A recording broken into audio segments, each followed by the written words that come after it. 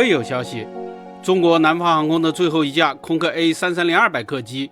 已经于2025年的2月21日退役。这架飞机的编号是 B-6135 号，从那天之后就再也没有安排客运飞行。南方航空是中国 A330 客机的大用户，总共引进过50架 A330， 其中包括16架 A330-200 和34架 A330-300。南航也是中国内地首家引进 A330 的航空公司，2005年2月25日引进了首架 B-656 号。中国的民航客机一般使用20年左右，现在 B-656 已经拆解了，当时我们也曾做过介绍。A330-200 曾经是南航很看重的机型，2010年广州亚运会的时候，南方航空特意挑选了一架 A330-200 喷涂为亚运号，这是南航的第一架正式彩绘飞机，比那架凯美瑞777要漂亮很多。这架亚运号的编号是 B-6.5 拐，现在它也已经被拆解了。根据网络资料，南航16架 A330-200 中有4架现在已经拆解，其中 B-6.56、6.58在宜昌，6.5拐在成都，6531在法国塔布执行。自从南航的 A380 飞去美国沙漠拆解被批评之后，南航似乎已经专门避开美国，只在国内和欧洲操刀了。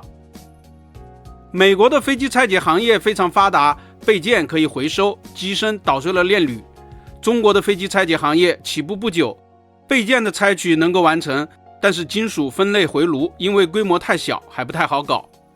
南航的 B-6.56 是在中国本土拆解的第一架宽体客机，由以色列在宜昌投资的贝迪克公司完成。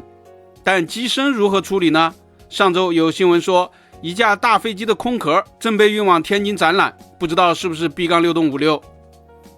南航16架 A330-200 之中还有6架也在塔布，但尚未拆解。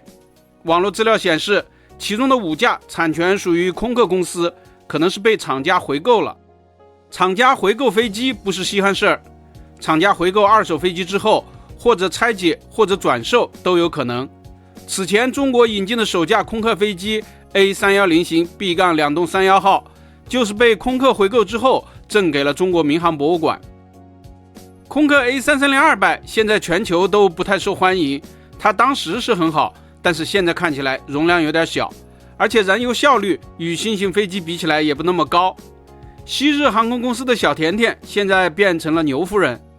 现在空客 A330-200 退役后，很多被拆解当作备件使用，而比它大一些的 A330-300 则基本上都能够找到下家继续跑客运。南航退役的16架 A330-200 之中也有2架已经找到了下家，现在由西班牙 Wamos 航空从租赁公司手中租赁继续使用，但它的10架波音787-8现在还没有转出的消息。南航退役的16架 A330-200 之中也还有4架现在分别停在广州、成都和哈尔滨3地，广州的有可能飞到国外，成都或者哈尔滨的估计会被就地拆解。